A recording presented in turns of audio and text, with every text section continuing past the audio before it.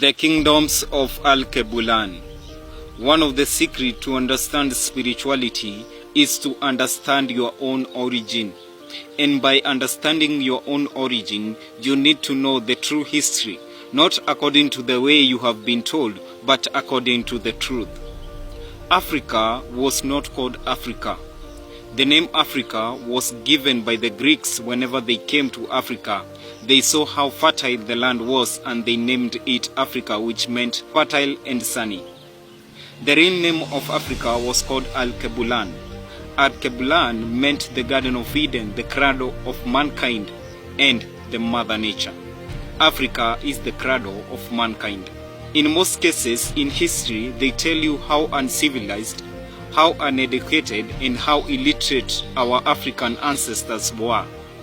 What if I told you that the African continent was the first continent to have civilized kingdoms? Let's talk about it. The first kingdom is the kingdom of Kemet. Kemet is the modern-day Egypt, the home of the Great Pyramid of Giza. The kingdom of Kemet lasted in the era of 2550 BC.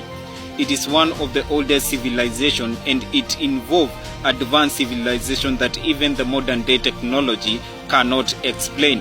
The name Kemet means black land, the fertile soil from the river Nile. When I talk of Kemet, you might think that I'm talking about the land of the white Arabs. But no, the real Kemet and the true Kemet, it was the land of the black people. When you look at the images of the ancient deities, when you look at the images of the ancient pharaohs, they were black people. The Bible, Egypt has been demonized a lot. They tell you that Egypt is a place of suffering.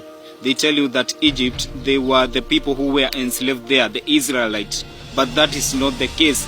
Even the name Israel, it is a name that has been taken from the ancient gods from Egypt and Canaan. The name Israel comes from three gods, Isis, Ra, and Elohim. Isis was the goddess or set of the Kemet.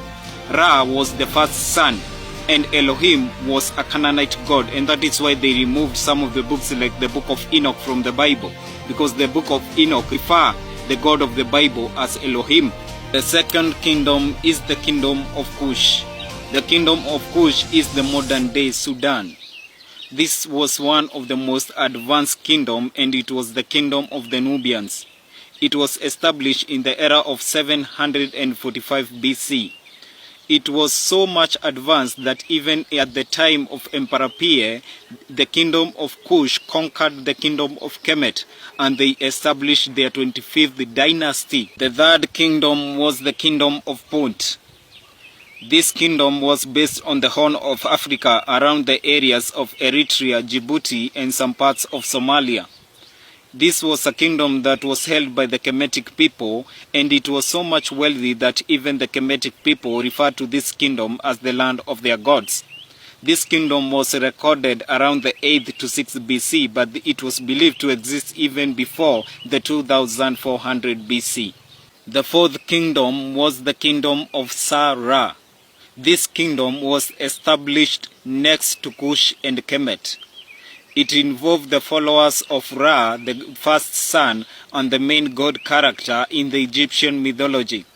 Men who followed Ra, they were called Sa-Ras, and women who followed Ra, they were called the Sat-Ra. The fifth kingdom was the kingdom of the Medjay. This was a kingdom of highly skilled warriors. It was established by the army rangers of Kemet. These warriors, they were used by the pharaohs from Kemet to protect valuable areas.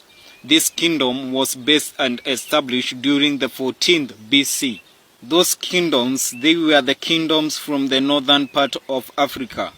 In my next videos, I will talk about the kingdoms from the western, the southern, and the central parts of Africa. In the eastern part of Africa, I will talk about the Holy Land, the Tanja, the Holy Land of the eastern part of Africa, and some part of Central Africa.